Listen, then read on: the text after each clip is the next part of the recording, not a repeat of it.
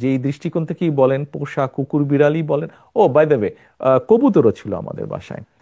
শুধু কবুতর না, আমাদের বাসায় আপনার ছোট ছোট একটি বিরাট বড় একটি খাঁচা ছিল, সেই খাঁচার মধ্যে কিন্তু পাখি ছিল বিভিন্ন রকমের।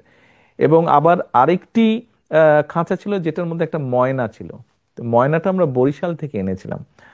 ও আবার বরিশালী ভাষায় কথাও বলতো, টুকটুক করে মাঝে মাঝে কিছু কিছু কথাও বলতো। তো কাজেই এই বিষয়টি হঠাৎ করেই না।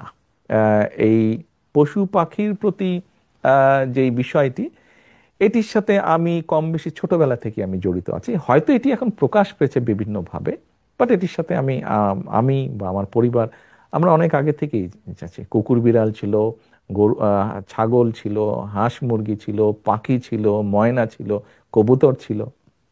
ধর্মীয় দৃষ্টিকোণ থেকে যদি আমরা চিন্তা করি, মানুষ আমরা, আমাদেরকে আল্লাহ সৃষ্টির সেরা জীব হিসেবে তৈরি করেছেন। আমাদের দায়িত্ব কিন্তু আল্লাহর সৃষ্টি যা কিছু আছে প্রকৃতির, তার প্রতি কিন্তু যত্ন নেওয়া আমাদের দায়িত্ব। এটি একটি বিষয়। আর আমরা যদি মানবিক দৃষ্টিকোণ অথবা আমরা যদি নেচার থেকেও বিষয়টি দেখি, দেখুন,